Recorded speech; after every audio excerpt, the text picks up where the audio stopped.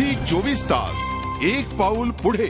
विठू नामाचा गजर करत निवृत्तीनाथांची पालखी तिसऱ्या मुक्कामानंतर पुढच्या प्रवासासाठी मार्गस्थ झालेली आहे। या संदर्भातला आढावा घेतलाय आमचे प्रतिनिधी मुकुल कुलकर्णी यांनी।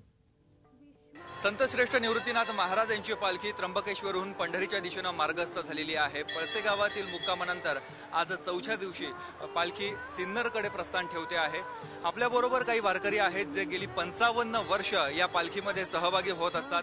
या पालखीच्या माध्यमातून ते विठुरायाची निवृत्तीनाथांची सेवा करतात। 55 वर्षापासून अनवाणी हे पालखीच्या मार्गस्थ होत असतात, परंतु कुठल्याही प्रकारचे मार्गामध्ये दुःख कष्ट त्यांना होत नाही असं त्यांचं म्हणणं आहे। जे काही आहे ते विठुराया सांभाळून घेतो असं त्यांची भावना आहे।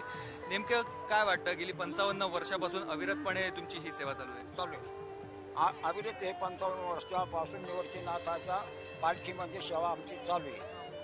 त्यामुळं आज 55 वर्ष चालू आहे, तर आजपर्यंत आम्हाला कोणत्याही प्रकारचे आणि भगवंतांनी आणि निवृत्तीनाथाच्या कृपेनं कोणत्याही प्रकारचे दुःख दाखवलं नाही। त्यामुळं आम्ही त्यांच्यावर पूर्ण श्रद्धा असल्यामुळं आम्ही त्यांच्या पालखीत हमेशा असतो। आता शेतीकडे लक्ष द्यायला पाहिजे, तर तुम्ही आता वारीमध्ये चालला आहात, काय नेमकं तुम्हाला वाटतंय पांडुरंग सर्व सांभाळून घेईल? पांडुरंग सगळं सांभाळून घेणार आहे आणि पांडुरंग आमचं घरानं ऐकून घेणार आहे। त्यामुळं आम्ही त्यांच्यावर भाव ठेवून आम्ही वारीमध्ये निघालेलो आहे।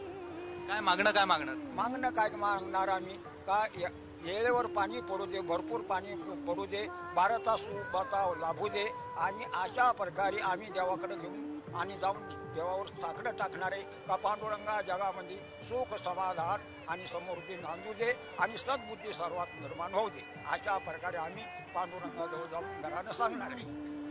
भागवत धर्माची पताका ही ब्रह्मगिरीच्या कुशीमध्ये स्थापना झाली। भागवत धर्माची स्थापना ब्रह्मगिरीच्या कुशीमध्ये झालेली आहे आणि आपण बघतो केवळ आपल्यासाठी नाही, पूर्ण जगाचं कल्याण व्हावं हाच या वारीमागचा उद्देश आहे आणि हेच साकडं पांडुरंगाच्या चरणी हे लोक मांडणार आहेत।